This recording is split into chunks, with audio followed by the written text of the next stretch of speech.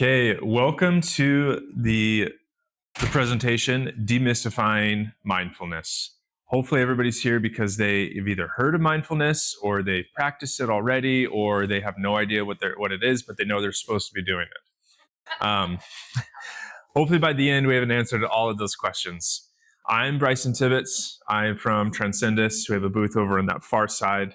We're going to have questions at the end, but just in case we don't have time for questions, you can come find us at the booth. We'll be here literally all day. Okay, so I just want to start by asking, what is mindfulness? Who here has some sort of experience or practice with mindfulness? Raise a hand.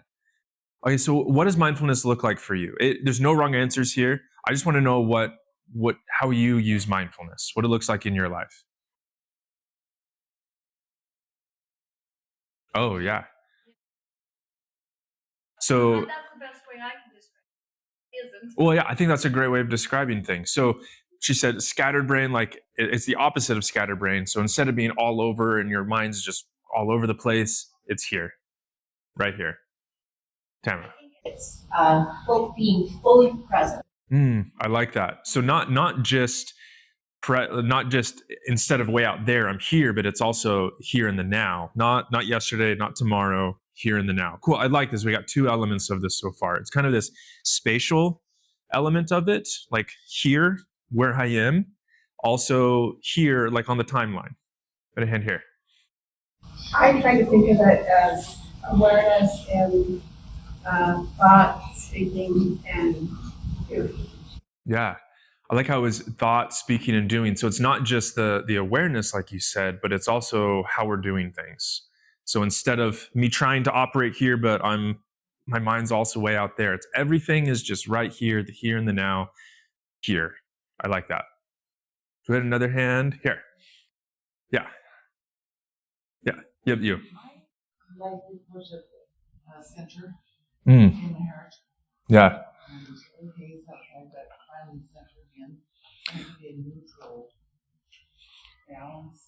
Yeah. Well, and what I like about the word you used, center, it's not like in this big room of my experience, I'm going to hang out here in the corner. It's like with my big room of experience, I'm going to be right here in the middle of it. And I'm aware that everything that's going on around me, but I'm right here. I like that versus being way off lopsided. Tamara.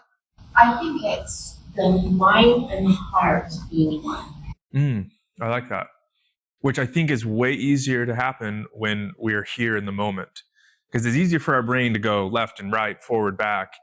It's harder for our heart to do that in the Puma jacket. Maybe this is so the wrong answer. It's always the right answer.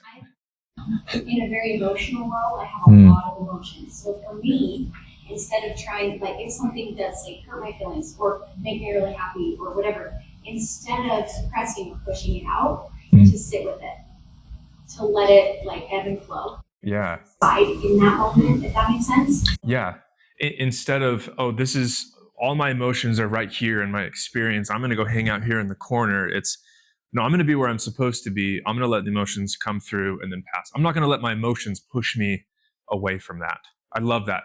Okay, these are all really, really great. I'm really excited about this present. I was already excited. Now I'm more excited because I know you guys have had some experience with it and you realize how important it is.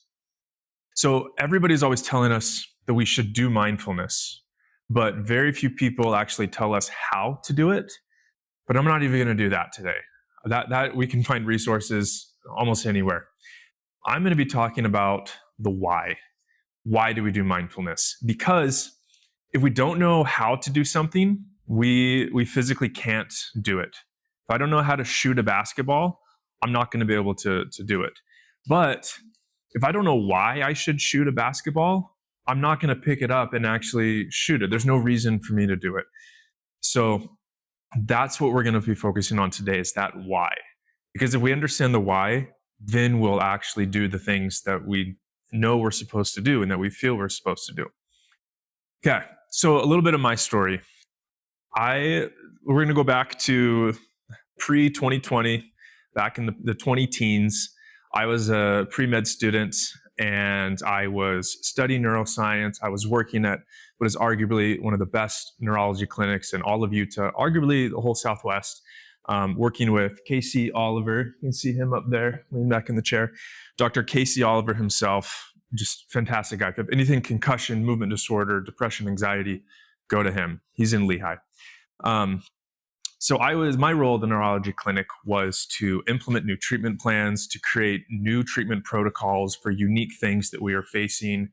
We came across, I was having to look up these diagnoses because I'd never heard of them before, even in all my neuro classes. And then we had to figure out, okay, how are we going to use the instruments and tools we have there to help this person heal? But despite all of that, and despite knowing everything I knew about the brain, I was still struggling. I was struggling to wake up in the morning, and I had a lot of negative self-talk, and I would get stuck in these repetitive patterns, and I would sabotage relationships, sometimes before they even started, which didn't make any sense to me. We'd go on one date, and then I'd talk myself out of a second date, even though I was really interested in this girl. And I was just so frustrated because I was helping people heal from their physical struggles with their brain. But yet at the same time, I was struggling with this whole other realm of my brain. And not only was I struggling with that and was that hard, but it was really discouraging because I knew how to help people heal their brain physically, and yet I couldn't help my brain this other way. So I was a mess. I was great on the outside. I was having fun. I was rock climbing all over, traveling all over North America. But yet at the same time, when I wasn't doing those great things, I was miserable. I got to the point where I was like, why should I even keep trying to improve and get better? If everything I do is not going to work and it's just going to lead to more frustration, why even try? I got to the point where I was like, what if I were to just give up and live a life of mediocrity and just be all right with being miserable and stuck where I'm at? Because apparently even if I do everything I can, that's going to happen. Oh, I almost just pulled my computer out. But obviously, one other thing, just really emphasize the fact that I knew so much about the brain, but it was still struggling. I got to the point, I published an article in the undergrad neuroscience journal, Chiasm, about how to treat this unique form of treatment-resistant depression. And throughout all of that, I was being praised and all these accolades, like, that's awesome, congrats. And I'm like, but I'm still, you don't see what's going on deep inside. So we're going to get back to that because obviously that's not the end of the story. I'm here presenting at Be Healthy Utah. I have something to share other than the fact that we're stuck to just be miserable the rest of our lives. So we're going to put that on the back burner. The note card. If you do not grab a note card, raise your hand. We'll pass a couple out. What we're going to do with these note cards, your job is to write down one thing, no more, no less, not two things, not three, just one, an insight, an aha moment, a principle you learned, a quote, something that you feel you need to go do later after what we've learned today. And you can bring that card to our booth right after this, and we'll exchange it for this Clarity Journey book. That's essentially the deep dive into everything we're talking about here today. No strings attached, $25 value. We're just giving it up for free, but there is limited supply, so hurry. Right after this, book it over there. We'll have somebody already at the booth ready to look at your cards. Okay, so yeah. Aha moment, a principle you learned, a quote, or something you feel you should go and do. Like, because I learned this, I need to go do that now. Okay, so we're going to do an exercise. I want everybody to raise your hand. That's your cue to raise your hand. I'm going to go through a list of different struggles and pain points. When you hear one that resonates with you, that you've either dealt with or are currently dealing with, or someone in your family has dealt with, lower your hand, okay? But we got to go fast because I'm going to read them through fast because we have a lot to get to. I'm going to actually turn, okay. Indecision and analysis paralysis, goal drift, overwhelm, doom scrolling, intensity and burnout cycles, rumination and fear, growth plateau, learned helplessness, all or nothing thinking, procrastination, inconsistent habits, relationship tension, impulse control, dopamine chasing, emotional reactivity. We already have all the hands down. I'll read through the rest of them. Anxiety, depression, avoidant attachment, sleep disruption, overfocusing on letting, lack of purpose, misreading others' intentions, isolation and loneliness, and victimhood mentality. Okay, normally this is where I'd ask, hey, if there's something I missed, come find me at the booth, but I think we got everybody here. So what's really crazy is that even as different as all of these struggles are, they all go back to the same thing because they all happen here in our brain. So if we're able to understand our brain, we're able to work with the system instead of against the system, then it's really, really easy to rewire and change all of this. I was supposed to say that on this slide, but you get the point. Okay, so before we're able to do all of that, we need to go back to the beginning, unlocking the brain. So this is where we're going to jump back into my story and where we left off. So I was struggling with the discouragement, the frustration. I'm going to just give up and live a life of mediocrity and it would be miserable because nothing I do ever seems to make a difference. But part of my frustration was because I knew so much of the brain, or knew so much about the brain, right? So I decided, okay, one last time, we're going to go back to the beginning, back to the basics, and I'm going to do a deep dive and I'm going to really look for not just how do we apply this in a clinical setting, but how do I apply this in my bedroom, in my kitchen, in my living room, on my walk with my dog. And when we went back to that, we discovered some things that were just truly eye-opening and life-changing. Stuff that not even a lot of neuroscience grads really understand. It just kind of skimmed over. They don't understand the implications of it. So that's where we're going to be starting today. So what do you guys think is the purpose of the nervous system? Raise your hand. Why do we have a brain, spinal cord, senses? It sounds like an easy question, but it's also kind of hard.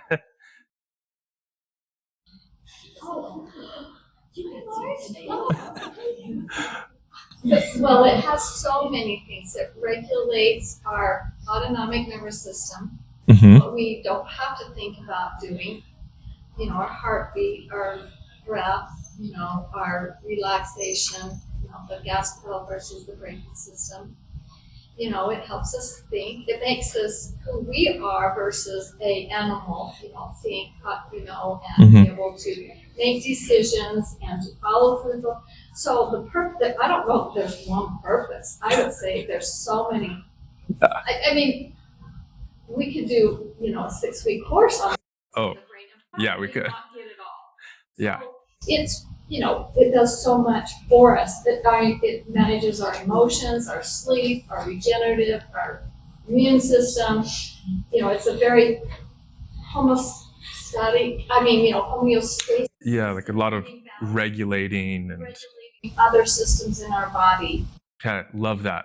We're actually going to go you're right, there's so much to that. We're going to go even a step higher, and hopefully that will simplify it down for us. Any other ideas? Well, you're totally right, by the way. Okay, hand here. Yeah. Keep us alive. Yeah, keep us alive. That's going to even higher than where we're going. Yeah. Yeah. We're going to go one step down from that for this presentation. I saw another hand over in the back. Yeah. Keep us safe, kind of along the same lines of keep us alive, but a little bit different, a little bit nuanced. Yeah. And over here. Okay. So everything that the nervous system does, brain, spinal cord, senses, all of that can be boiled down to just 3 functions. I know that sounds crazy, but hear me out. Take in sensory information. So this is like the senses, hearing, sight, sound, as well as like some thinking. There's a lot of sensing that goes on inside of us as well. Sensory pathways, all of that.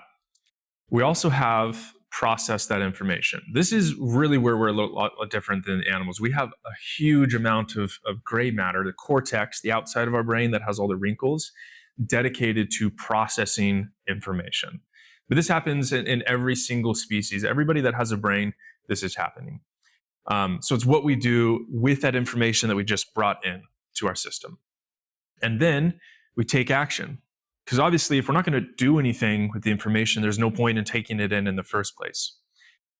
So we take in the information, we process it, and then we do something because of that processing.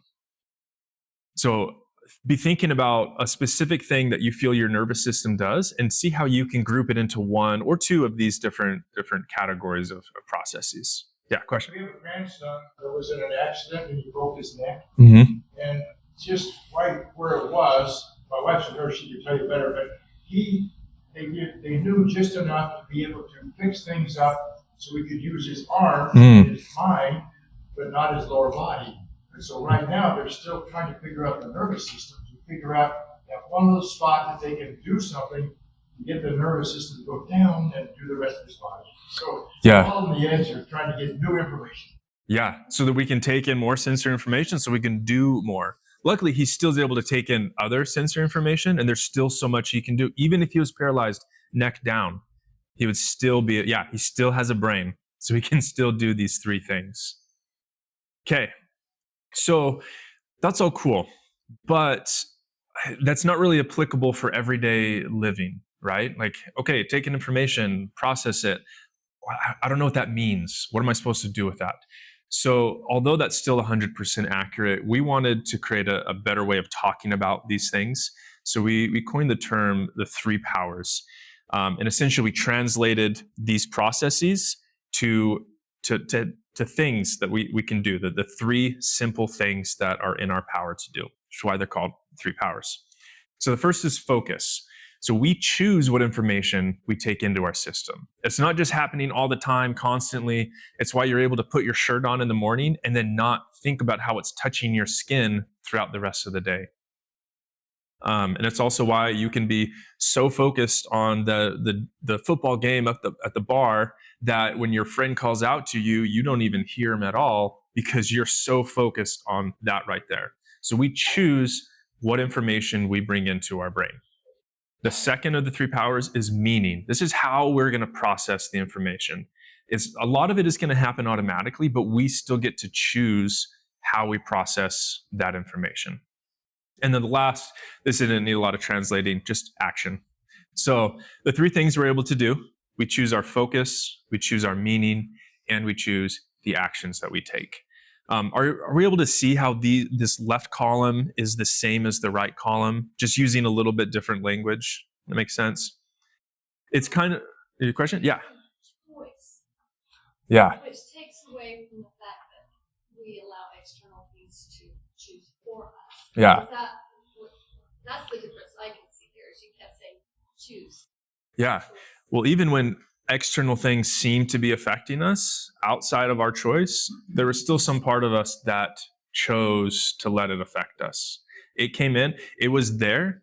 We focused on it a certain way. We chose the meaning that we were applying to that experience or their actions or the event. And then we changed somehow. And we'll get a little more detail into what that looks like. So the reason why we have these two different languages is just purely, or these two different ways of describing the process, is just so that it's more applicable to the scenarios we're in. So this is like how a psychologist might refer to the reptilian part of your brain or the emotional processing center of your brain. Whereas a neurosurgeon, he's going to say your basal ganglia and your limbic system. They're talking about the exact same thing, but it's just more useful in those specific fields. Or it's like after hard squat workout, I'll say that my butt is sore. Whereas my girlfriend, who's at PT school right now, she'll ask me, is that my gluteus maximus or my gluteus medius? And because she's thinking about it in a different way and she's trying to process that experience in a different way so she can know what stretches to give me. Whereas I'm just like, it just hurts and I don't want to move. So let's dive a little bit deeper. So focus. This is how and where we dedicate mental, emotional, and physical attention and processing power. Right? It's where we direct our attention, not just our eyes, also our ears, our thoughts, the processing power that we have for our brain. We get to choose where we put it. I'm going to be saying these things over and over and over again because they're so important. So if there's anything you guys take away from this presentation, I want you guys to learn what the three powers are and how we use them. and the power that we really do truly have. So who here likes to listen to loud music while driving? Really, just 4 of us? Okay, 5, 6, okay, 7. Okay, we're willing to admit it. And how many of us have had to turn down the music so we can see the street sign better? Yeah, all of us. Yeah, even if it's not loud, we have to do that. We're like, shut up, I'm trying to. Okay, we got it. So that's what's happening here. We only have a limited amount of processing power, so our brain has to choose, it has to spotlight certain things. It can't take in all the information, it has to spotlight certain bits. So this can mean that we are, choosing to look at the street sign versus listen to the music. It could also mean we're focusing on certain words someone is saying and not the other words they're saying. Or even certain aspects of an experience while ignoring other aspects of the experience. Or just more on these aspects and less on these parts of it. Does that make sense? So we're not going to take in all the sensory information in the world because there's too much of it, especially in today's age. But our brain has a system for that. It's the first of the 3 powers, focus. So we can spotlight certain parts, certain stimuli, focus on that. Okay, and then meaning. This is a little diving into what exactly we mean by meaning. It's the connotations, the definitions, and significance that we give to what we are focusing on. See how they're sequential? 1 follows 2, or 2 comes after 1, 3 comes after 2. It's also the perspective we focus on, the associations we form, and the connections that we make. It's the interpretation we choose for any given thing or experience. Meaning is so powerful. Who here has heard of maps or belief systems or programs? Yeah, quite a few of us. It's pretty common in the NLP world. This is where maps exist. This is where we're able to go in and change and rewire how our brain interprets experiences, interprets what we're focusing on. So we get to choose what we focus on, and we also choose, essentially how we focus on that thing, what that means to us. We could have an entire lecture series just on meaning, or really any of the 3 powers. So if it feels like a lot and there's so many questions, hang on to those questions, because we'll be at the booth the rest of the day and we're there for questions. Okay, action, movement towards or away from something, or any attempt to alter our own state or the state of our environment. Granted, we don't always have control of things outside of us, but we can influence it. We can still take the action to try to change that. But the important thing is we're changing our state. That can mean me moving from here to here, or squatting or standing, or it could mean changing my state from frustrated, angry to happy and hopeful. That's also a state change. And so when we refer to action, think state change. Physical state, emotional state, any of that. Okay, so we're going to do a little exercise. I want everybody to hold up their thumb, doesn't matter which side, left or right, and we're going to focus on our thumb. Try to block out everything else in the room. Focus on our thumb. Then, while keeping our gaze fixated on our thumb, I want you to turn your head to the left or the right pretty quickly, like that. What did your eyes do? If your brain is relatively normal, it stayed on your thumb, right? But you didn't tell your eyes, if I turn my head to the right, I didn't tell my eyes to turn to the left so that they would stay on my thumb. This is what we call the vestibular ocular reflex, and it's a perfect example of the 3 powers in action. So we were focused on our thumb. We were taking in that stimuli. We're like, this is a priority right now. And then we got more stimuli coming in from our vestibular system whenever we turned our head. That told our inner ear that our head was turning. Our brain then took the information, focusing on our thumb, vestibular information saying our head is turning. It combined those two, it processed it, and then it spit out an action. In this case, it was turn your eyes to the left in order to achieve the goal of staying focused on our thumb. So this goes down to even our neurological reflexes, as well as our social interactions, our hopes and dreams, all of it. Everything related to the brain goes back to these 3 powers. So, quick summary. Focus, it's what sensory information we bring in. Meaning is how we interpret and process that information. And then action is what actions we take based on how we process that information. So, This right here, I want you guys to remember this picture. Take a little mental snapshot in your brain, because this will honestly serve, it will help you so much in life. I wish everybody understood this. Okay, so we have our 3 powers in the middle, right? Take in sensory information, process, take action, focus, meaning, action. We have our environment. That's where we're taking the sensory information from. And then we have the results. Hopefully, they're tied to our actions, and our actions lead to the results we want, but it's not always a guarantee. So many people get frustrated because they're trying to change their environment, which is really hard. It's never a guarantee. Or they're having expectations about the results of their actions, which is also really frustrating and disappointing. All we have true power and control over is what's happening in our brain and how we use our brain. Focus, meaning, action. That's where our 3 powers are. Okay, I could just wrap up the presentation, end it right here, and you guys would leave knowing more about neuroscience and more about the brain than a lot of neuroscience students. But we're here for clarity and we're here for mindfulness. So we're finally going to get back to the topic that was the title of this presentation. So what about clarity and what about and mindfulness? Let's start first with jumping into clarity. This is an excerpt this is literally the first page in the clarity book. This is a reminder to do your little note card, write something down, one thing. And we're going to look at this specific excerpt. We're trying to define clarity here. Let's start with what we mean by clarity. When we say clarity, we mean our ability to see and understand accurately and fully, undistracted thought, unhindered vision, focused perception, and acknowledged intuition. Sounds great, right? So like really great things. But how does that help us here? How do we think that clarity, which was ability to see and understand accurately and fully, undistracted thought, unhindered vision, how does that help us with our 3 powers? What do we think? They're in the back. Helps you decide on what to focus on. Yeah. It's like not foggy. It's like, I know this is the most important thing right now, or this is the aspect of the experience that I need to focus on. Love that. What else? There's probably 100 right answers to this. There, yeah.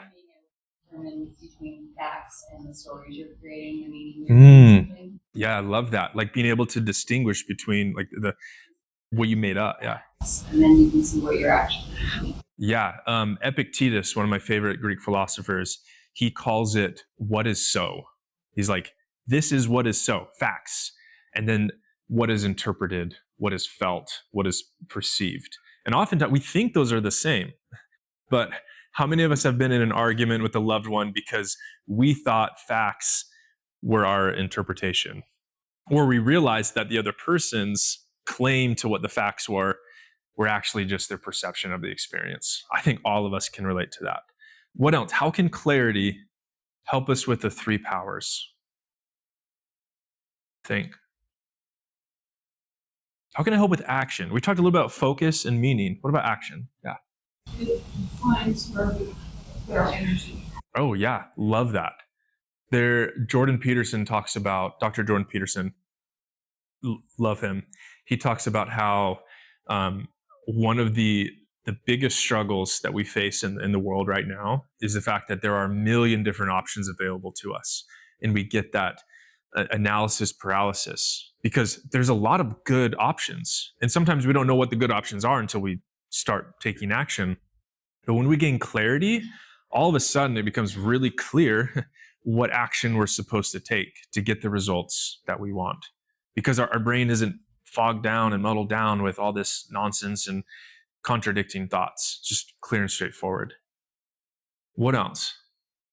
Or maybe think about an experience that you have had where clarity would have come in handy, would have helped. And how does that relate to the 3 powers?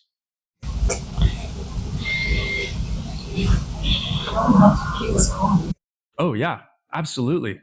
Which calm is an action, like shifting into a calm state.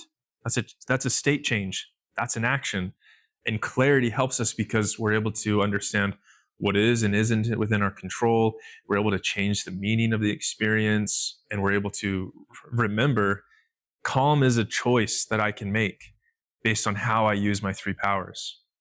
Love that. Okay, so I feel like we understand clarity is just going to help us with our 3 powers: focus, meaning, and action. So now let's get to the meat of it. Mindfulness. Here's just a working definition that we can go off of, so we're all kind of on the same page. Mindfulness is directing and sustaining attention on present moment experience. We kind of said that earlier. So that's both external sensory information, internal sensory information, and mental thoughts. I would clump mental thoughts in with the internal sensory information. So now that we understand clarity and we have a definition of mindfulness and we understand our nervous system, why mindfulness? That's what I promised we'd get to at the beginning of this presentation. Everybody tells you should do mindfulness and they tell you how, but they never tell you why. Now we're going to get to the why. But I'm going to have you guys give the rest of this presentation for me, and you're going to answer this question because, little secret hint here, you guys have been learning the answer to this whole presentation, even though it didn't seem like it. Why mindfulness? Yeah, inner peace. And what's the connection between mindfulness, or the 3 powers, and mindfulness, or mindfulness and 3 powers, however you want to take it? Yeah. Mindfulness gets us centered in that present moment. It helps us direct our attention and our focus so we can have clarity, which then helps us process experiences better, and then helps us take the right action. And I'm not even talking just about traumatic experiences and struggles with your roommates or with your siblings or your kids or your parents, any of that. Or your spouse. Probably should have started with that. I'm talking about little everyday things, like when I wake up in the morning and I have a negative thought come into my head. Am I going to focus on that, choose to accept it as a true belief and perspective, and then act accordingly? And like, well, I'm a terrible person, I'm so lazy, therefore, in order to align my actions with the meaning, the focus I have, I'm just going to stay in bed rest of the day, or at least until I have 0 minutes to get out the door for work. We're talking about little tiny parts of our day like this, including the really big experiences that we have that have the potential to heal relationships or cause more divide. So how else? Yeah. So what I'm looking for is, in my situation, I'm married to an entrepreneur who had a personal secretary who snapped what he got. He lost his eyesight, retired. Now we're living together all the time, right? He's got mindfulness all the time. Like he's focused on something, he's snap. And I end up being all over, scattered all over, because when he wants it, it's like right now, and I'm trying to be mindful on a project I'm doing, and he walks in and he's just smacked his head. It happens a lot, or something, and I have to stop and change that. And then while I'm off of that, and I feel like I don't know how I can get mindfulness in this situation where obviously at times he really needs me. He's blind, but then other times that entrepreneurial businessman who I feel like his personal secretary more than I am his wife sometimes.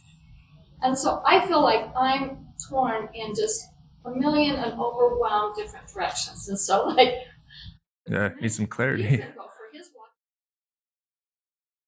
Yeah. Don't let anything Yeah. Great.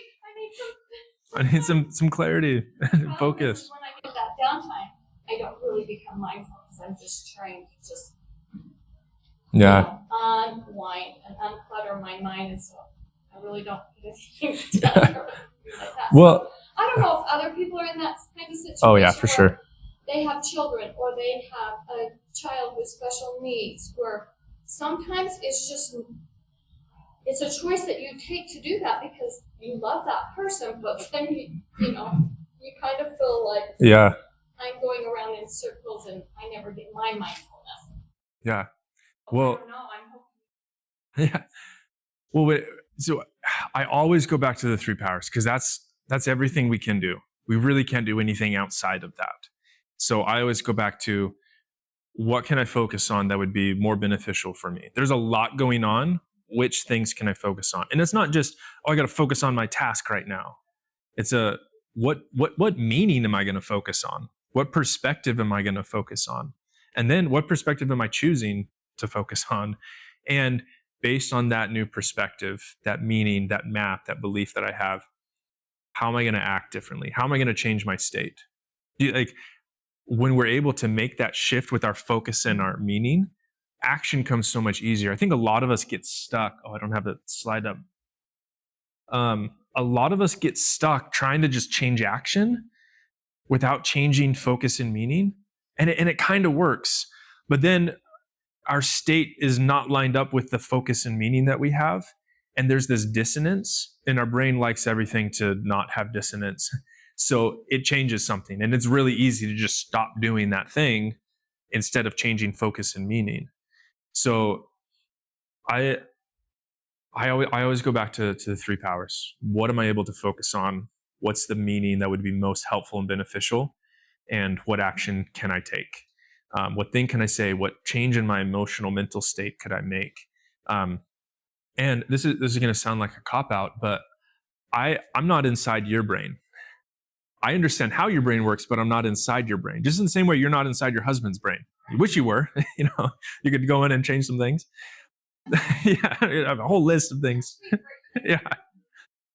But the beauty of it is that now you don't have to rely on me to go into your brain and change it, because you have way more ability to do that than I ever would. It's why people end up going to therapy for decades, because their therapist understands the brain. They can talk and engage with what they're saying, but the only person who's actually going to be able to change your brain is you. Other people can help you and give you tools and resources and support, but it all comes down, like, these are my 3 powers, not your 3 powers. Unless we're talking about you, then they're yours and not mine. So we got 2 minutes for a couple of questions before we move on. And then after that, remember, come find us at the booth for more questions. Yeah. The reason I came to this class Mhm. is I read a little bit about mindfulness and being focused and stuff, and I sometimes think I can handle it and do it pretty good. The problem that I'm having in these last few years, maybe it was a result of COVID, that you tend to focus on your phone for some information. Yeah. So you're getting in this information, but what you're getting isn't necessarily accurate, especially now with AI. You can't really trust Yeah. anything that's out there. So trying to understand a complex subject, and I'm not even going into whether it's politics or religion or whatever, but trying to understand something or even get an answer, I try to get the information that I need to take the action. That's where I'm kind of... Yeah. Like, how do I use my 3 powers well when I don't have full clarity as to what's going on? Is that a good way of phrasing it? Yeah. So that I can process it and take the appropriate action. So what I'd say to that is clarity is not something that happens out there in the environment. Clarity is going to be something that happens in here. It's like, I fall into this mistake too. We're trying to apply clarity to all the information coming in. First, we establish clarity inside, and then we're able, we don't know if that information is accurate or false or AI, but what are we going to focus on? What meaning are we going to apply? Not just, is it true or not, but we can apply the meaning perspective of like, that's an interesting take, or that's an interesting news story. I don't know if it's real or not, but I'm going to choose the perspective and the meaning that if it were true, it would mean this. If not, it would mean that. And I'm going to focus on what meaning and applications it has for my own life. So that is a hard thing to figure out in your mind. But what my suggestion would be is try to create the clarity internally, because that's within your control. It's so hard out there. Yeah, which is another word for clarity. Yeah. On my intuition, or sometimes I'm doing this backwards. Like I'm thinking of the action that I'm going to take, and then I'm justifying it by trying to plug in. I spend way too much time. Yeah. Well, let's continue this conversation over the booth, because we got to clear out for the next speaker to come in, and I know theirs is going to be great, and I don't want to get in the way of that. But thank you so much for coming. I hope you guys left with something you learned and you knew. And come find us at the booth. Bring your card. We'd love to talk more. Thank you.